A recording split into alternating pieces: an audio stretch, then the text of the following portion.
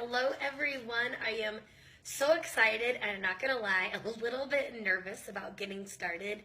And I'm just nervous because up front, there's a lot of information, and I want you to feel totally empowered and armed with the knowledge that you need to do this program successfully. So, any questions that don't get addressed, just pop them in the questions or the comment section, and I will get to them as soon as possible.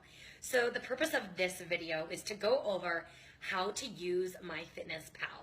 Now, not all of you are going to need this lesson. There's just a couple tricks that I'm going to show you, settings that we're going to want to turn on or off.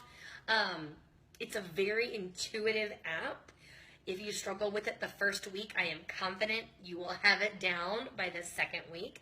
There are so many things that you can do with this app, so much data that you can extract and really get a great picture of what you're eating. And that's going to leave you my first point. Remember, in the first video I posted last night, do not worry about doing this perfectly the first 2 weeks. This first 2 weeks is a time for eye-opening, awareness, understanding where you're at right now. So, that being said, those of you that have filled out the macro form, I have given you your macros, your custom macros. If you haven't filled out the questionnaire yet, the form it's pinned to the top of the page, make sure you do that, because that is step numero uno. I'm just checking that form real quick to see if anyone has filled it out that I have not gotten out to. Nope. Okay. So now, once you've gotten your email from me, and I'm going to say you have this many calories, this percent protein, carbs, and fat, you're going to open up the app. You're then going to go to the the more setting, and then from more, you're going to go into goals. I know you can't really see it on my phone, but so more, goals, and then you're going to go to calorie and macronutrient goals. It is the first setting after nutrition goals. And that's where you're going to update your calories, percentage of carbohydrates, proteins, and fats. Once you've done that, you are good to go with your customization. While we are in this goal setting screen, so Daniela asked me a question. When I put in my exercise, it adds calories back in. We need to turn that setting off, because what's going to happen is you're going to go do a workout, you're going to burn 300 calories, and then MyFitnessPal is going to say, guess what? You get to eat 300 more calories, except that's not true. So in the same screen, goals, I want you to scroll down to exercise calories. And maybe this is just a paid feature. Oh, yep. Well, you need to turn off exercise calories. I have the paid version of MyFitnessPal because I need to do a little bit more robust things. Patrick does not have it. If you don't have the premium version, the paid version, don't put your exercise in MyFitnessPal, because it's just going to tell you that you can eat more and more and more, and then you're basically a hamster on a wheel going nowhere. So there's that. So make sure you turn off that setting if you have the paid version, or don't put exercise in at all. Now, if you've got your devices connected to this, I would suggest upgrading to the paid version so you can turn off the add calories back in setting, or just disconnect your service, because I don't believe in calories burned. Anyway, so there's that. Now, let's talk about eating breakfast. So whenever you want to add your food, you're just going to hit that big blue plus sign.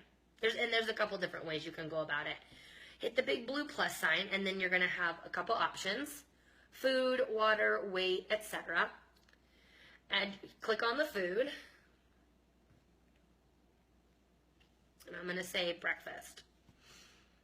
And you are just going to add in what you ate. You want to be as specific as possible. So we get Eggland's Best Eggs.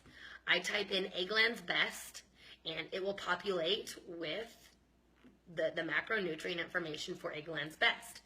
If you're not into typing, notice that little barcode scanner up top. Sorry, the lighting is horrible. But there's a barcode scanner at the top. any packaged foods, or sometimes not even packaged, but just anything that has a barcode on it, use that barcode scanner so you're not searching. You know that the results are as accurate as possible. So adding the food is actually very easy, especially when you're adding single items and not a recipe. I'll talk about that in just a moment. Some things you're going to want to measure out with a measuring cup.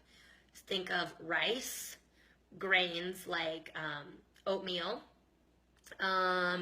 yogurt that you would want to measure out. If like you're using a big tub, you want to use half a cup or a full cup of that. That's how you're going to enter that. Other things you're going to need to weigh. A lot of your proteins you're going to need to weigh. You're going to want to weigh your chicken, your beef, your fish, etc. Other things, take your measuring spoons like your peanut butter, olive oil, salad dressings.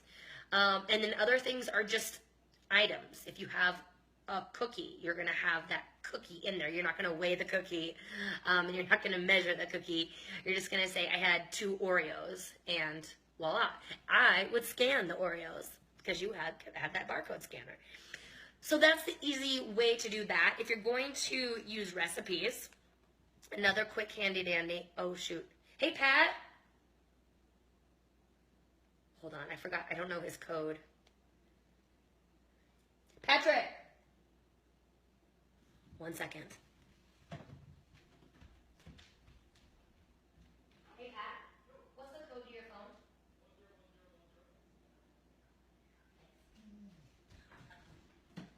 Sorry. So sorry. His phone closed on me. Now, in order to enter recipes, again, hit that More button. So let's say you find a recipe on Pinterest and you want to add it in. Hit the More button, and then you're going to scroll to find meals, recipes, and foods. So it's about the 4th or 5th thing down, meals, recipes, and foods. And then you can manually add in recipes that Grandma gave you, or you can create the recipe by adding it from the web. So if you find a recipe on Pinterest, that's where I get the majority of my recipes, you can copy the link and paste it right here. Now what you do want to do is double check it, make sure that it got everything correct, and if you change the ingredients. So a lot of times if something says 2 tablespoons of olive oil, I'll decrease that. So you can change what is in there. Like, to me, this is the coolest thing ever. And then just make sure you put how many servings are in that recipe, and voila, you've got it. And the second option there is to enter manually. So that's how you'd want to add a recipe. You can also add in certain foods or your specific meals. So if you know that you're going to have the same breakfast every day, just do that More button, meals, recipes, and foods, and then click on Create a Meal. And then you can put in your breakfast, like Kylie's breakfast, or normal breakfast is what I call it. Or like your chicken and broccoli lunch. So that's super handy dandy, so you're not constantly searching, typing, looking, etc. So that's the great thing about that. Now, Dottie, oh my God, this is a nightmare. So when you go to someone's at the door. I am so sorry, you guys. When you click on the diary button at the bottom, your day will pop up. If you scroll down to the bottom, you're going to see nutrition and notes. I want you to click on nutrition. This is the screen that you are going to use the most. So it says calories, nutrients, and macros. When you look at your nutrients, it's going to show you your goal macros for the day. I want X amount of protein in terms of grams, X amount of carbohydrates per grams, fat, etc. So on the right-hand column, you'll see how much you have left for the day. So if you get to the end of the day and you still have like 70 grams of protein to eat, you're going to be sitting down and have just a bunch of meat. But then you're going to see that, oh my gosh, I don't have any fats left. So you're like, okay, I need to eat 70 grams of protein. I don't have any fats left. What am I going to do? That's an egg white situation. Or say, you know what, I learned today I need to eat more protein, less fat in the beginning part of the day. I'm going to start fresh tomorrow. So this is the screen that you're going to use the most. At least this is the one I use the most. The nutrients, showing you what your goal is and how much you have left for the day. Now the next thing from this screen is macros, and you're going to see a pie chart. So this is Pat, so he doesn't have anything entered. But it will show you like your percentage for the day in a pie chart. I'll just add a couple things real quick to Pat's breakfast so that you can see what I am talking about. Muscle milk, okay, check. And then for lunch, let's say salami, check.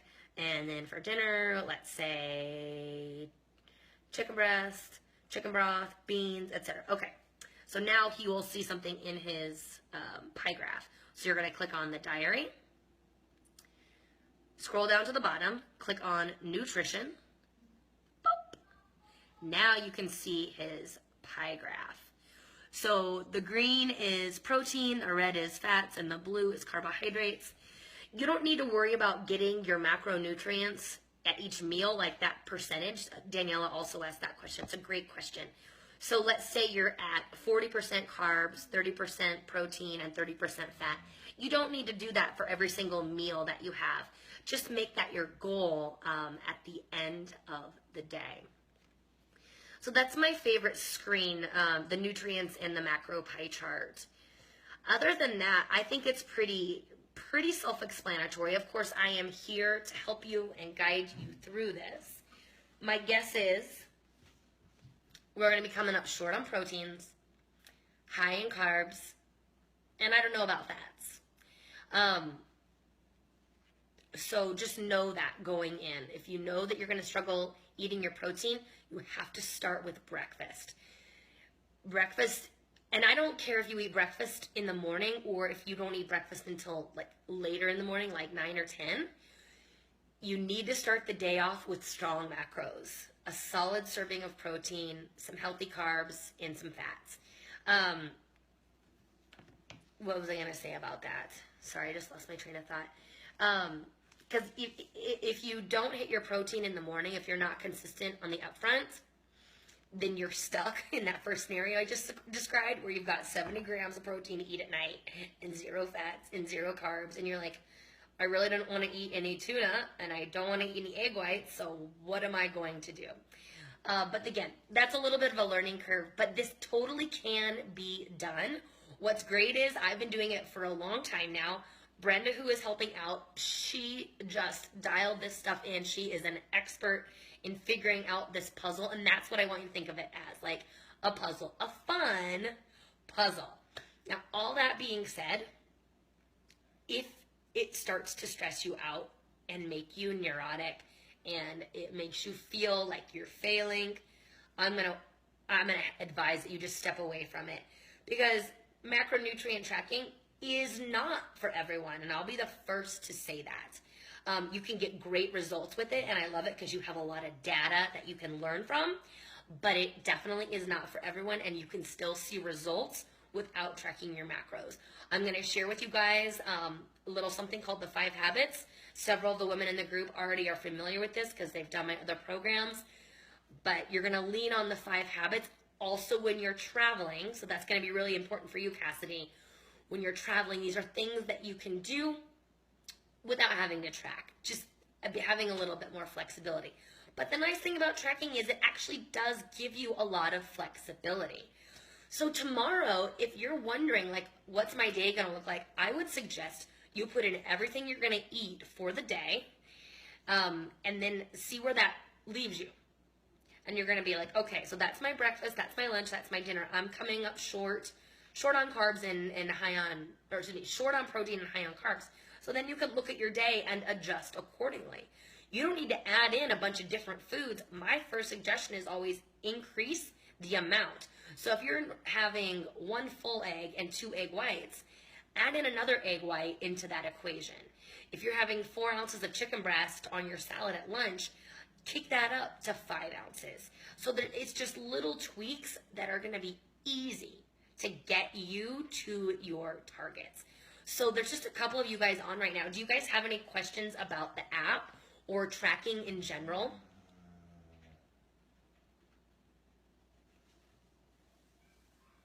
No. Okay. Perfect. Well, that's great because we're really not going to know what's going to come up until we're like in there and doing it. But just know that you are supported in this, and I've got your back. Brenda's got your back, and everybody else in the group has your back. And we're going to look at this as a learning experience. Preparation is essential. It is so important to prepare. So I'm hoping that you had some time today to get some meals planned, like know what you're going to do. Maybe even get some prepared. So have them ready to go. So when you are rushing out the door for whatever it is you have to do in the morning, you have got something with you that is healthy. And maybe it's just your breakfast. Maybe it's breakfast, lunch, morning snack, afternoon snack. Oh, that brings me to one last point, and then I'll let you go. I don't really care how often you eat. Some people eat 3 meals and 2 snacks. Some people eat 3 straight up meals. Katie is a nurse, so nursing schedules. Oh, and Dana the hairdresser. Y'all's schedules are wacky, so you just fit it in however you can, and we will go from there. Also, keep me posted on how you're feeling in terms of hunger. So those of you that said weight loss or fat loss as your goal, I have you set on the low end of your calories so that we have room. We're not going to stay in this low end very long.